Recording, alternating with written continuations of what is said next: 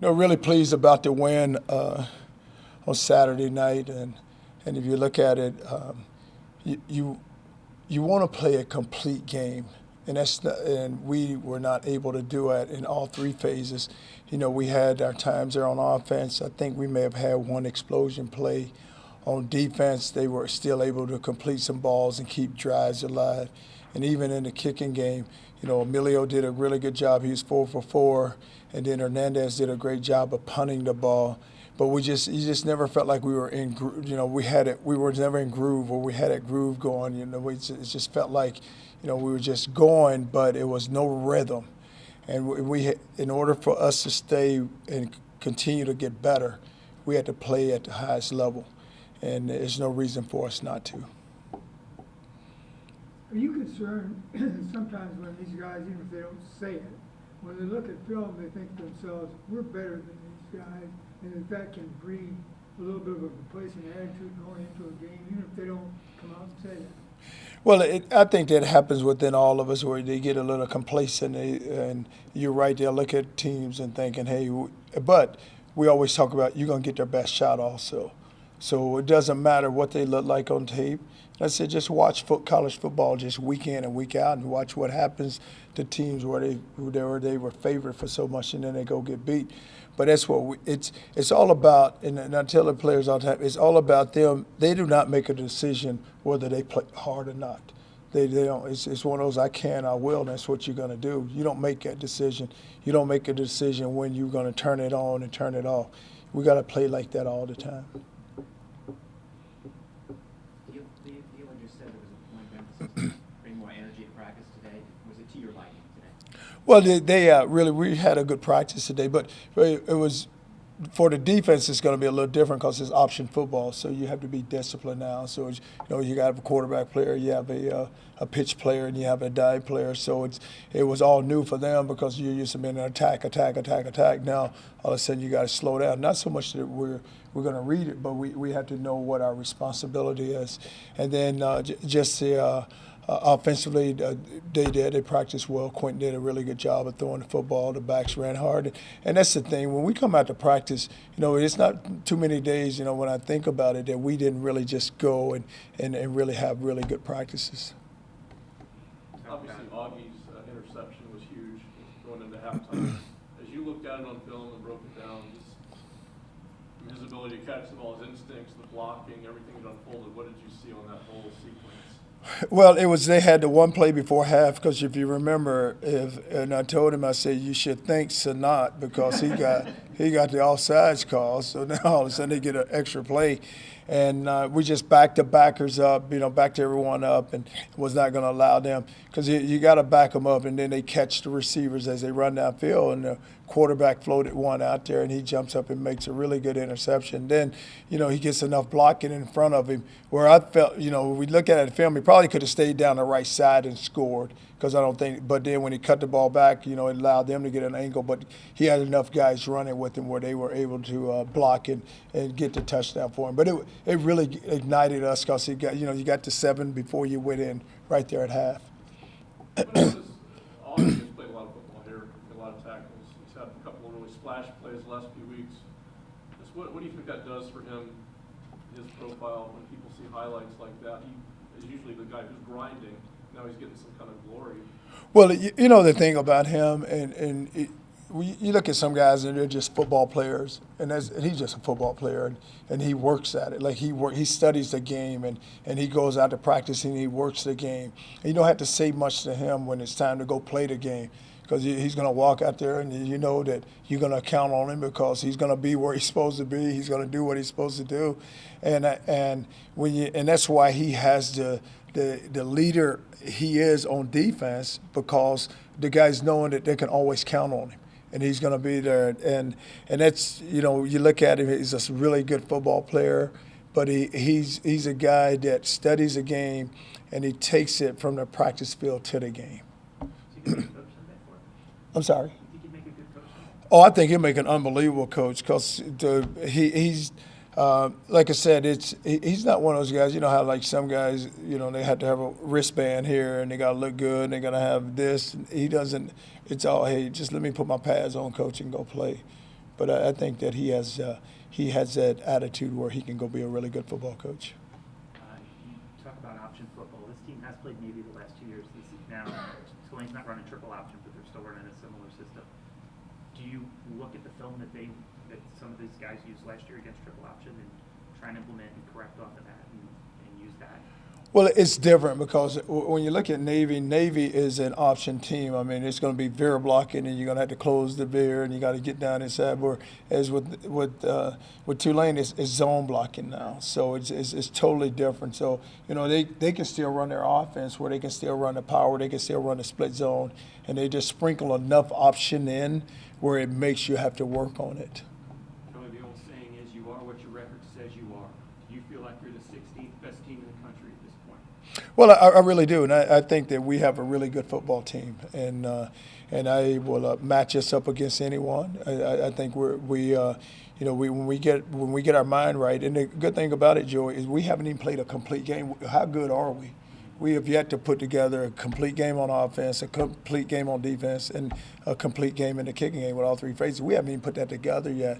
So how good could we be once we all of a sudden when that switch hits, you flick that switch and boom. But I really do. I think we're a really good football team.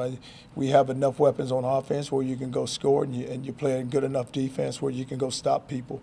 And your kicking game has improved tremendously. You got a field goal kicker who can go out there and bang it out for you, and then you got a punter who has a good enough leg where he can change the field.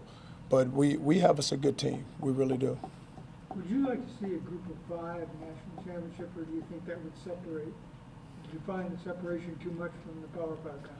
Yeah, I just think it'll be too much of a separation because even when you look at the group of 5, I mean, we feel like we can go in the Power 5 and beat some of those teams. I mean, I don't know how many of them we couldn't go beat, but at least we'll go play with them. And so you just don't ever want that separation there. It looked like a couple of times, just from his body language, Quentin was a little frustrated. Do you think he was frustrated in himself Saturday night, and you guys? What do you think was the source of it? No, the thing about Quentin is he's not one of those guys who will ever point a finger. He's not a finger pointer at all. So if he's ever frustrated, he's frustrated at himself. And he can look at it, I should have made that throw. I mean, you think about the first throw he throws to Valdez. If he just hangs it out, just throw the football. Remember the ball kind of Valdez tried to make go slide underneath and go catch it. And then, he had 8 running down the seam the one time, and he didn't let it go. 8 probably wouldn't got it if he had let it go. Then he had Valdez on their sideline where the ball went out of bounds. But it's with him the frustration grows because he knows that he's a better player and he can make those throws. And he puts so much pressure on himself when I say, listen, the game's going to come to you. Just relax and go play the game. Do you guys have to tell him, don't put so much pressure on yourself.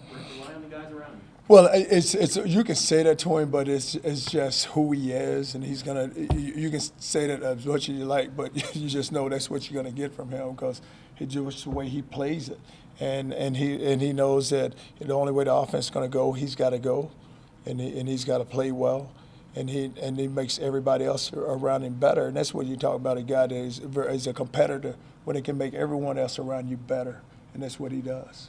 Do you guys notice the better crowd that you got on your side? Yeah, the crowd was unbelievable, and you look at it.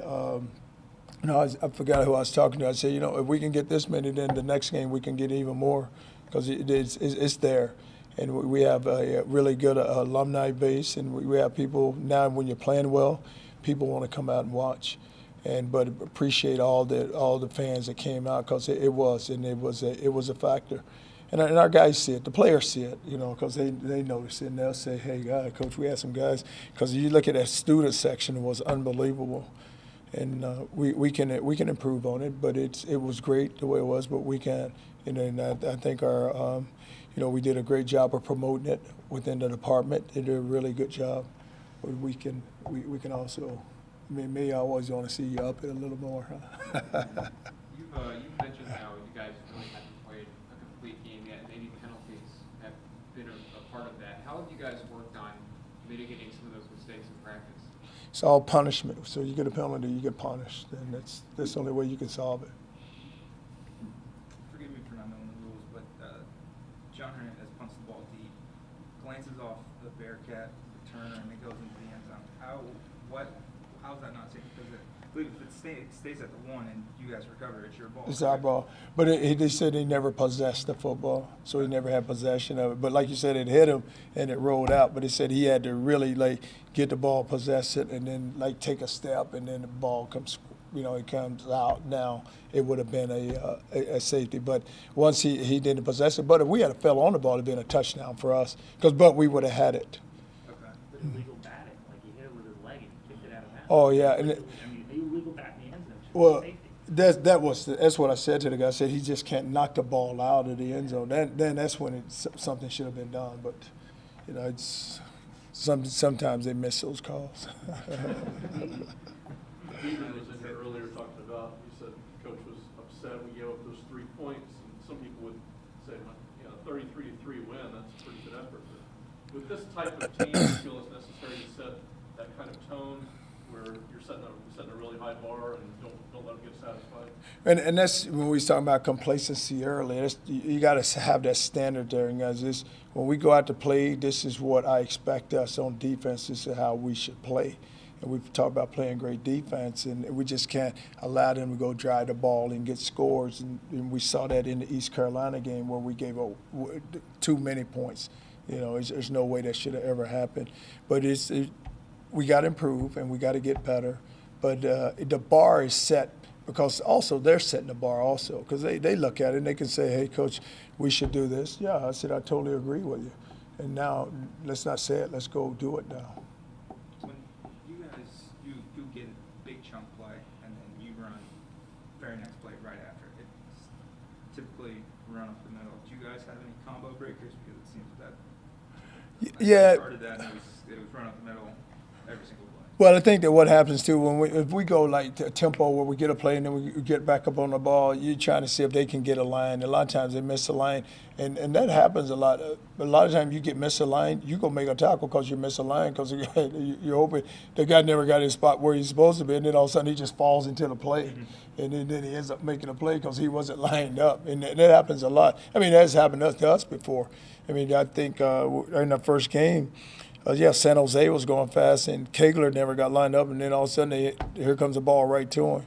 And we're yelling at him, get lined up, and he makes a tackle for a 1-yard gain. Are you guys also, when you do that, are you trying to catch the defense in substitution? Because I know you guys you caught Cincinnati with too many on the field, but they called offsides instead. Right. Are you guys trying to put Well, Aaron Rodgers, they do it flawlessly. Yeah, we don't kind of. I think the Green Bay Packers were Rodgers smart enough where he sees it and he gets it out quickly. But what happens is they stand over the football. So now if we sub, then they're allowed to sub. Now if we get up on the ball like we jumped the ball, now they can't sub. But they did. I asked the official, like we had the ball down on the goal line one time and we tried to jump the ball, and then they said that. The substitution where a guy lost his helmet. A guy's helmet came off. So when his helmet came off, he didn't leave the game. So they was making him leave the game. So then all of a sudden we couldn't jump the ball because they was making the guy leave the game. And it's like, hey, we're yelling, get out of the way, get out of the way. Coach, how is Taji, Taji? oh, he has an ankle right now, and he wasn't full speed. And that's why I didn't play him. I said, listen, there's no need in me putting you out there and all of a sudden you tweak it and something happens when you get rolled, then, I'm going to be hitting myself in the head for even putting you out there. So we should get him back this week. We're coming to the time of the year where the playoff standings come out. There's endless debate about what it all means, who has the best wins. My team's better than your team. Do you feel the need to promote your team in that way, or do you stand back and say what we've done is what we've done? Well, with five games left, it's kind of sit back because all of a sudden start promoting and you go get slapped in the face by someone, and so it's kind of just sit back and then I think at the right time we got to make a statement and say, hey, listen, my team does deserve it and they're going to always look at who you played. But you look at this conference right now, we're ranked, Central Florida's ranked, Memphis is back in it, and Navy was in it. So you had 4 teams from this conference that are ranked. and they're good football. And then you look at Houston, who is still a good team. There's still a large amount of teams out there in this conference that are good teams. So, but you're right, it gets into debate who's better, who knows. And that's why I said it. I think we're good enough to go compete with anyone. We have a good football team. And I've seen some of these teams play. And I wouldn't be afraid to play them. Yeah, there's carnage in the top 25 this weekend, and it started Friday. What was your message to the teams that anyone can get beat any given day? And that's why Saturday I was upset, because if we walk out there and you go get beat, and then all of a sudden we're sitting there like, wow, what happened? And just what you don't ever want to put yourself in that position. So it's about getting ready to go play each and every week. You got some good memories in New Orleans. But yeah, some really good times in there. Not many losses, huh? What do you remember about that bowl game? Well, he was in the bowl game. We was, you look at it when I was at Louisville, we ended up winning the bowl game against Florida. Then I was at Florida, we ended up beating Cincinnati in the bowl game. And God, I've been to the Sugar Bowl numerous times and had a lot of good wins. Where's one spot you need to go when you go to New Orleans? You know what? We don't, because we was there for the bowl game, so we didn't really get out, because where they put you, you just don't walk around. It's too many people, so you kind of got to slide in and slide out.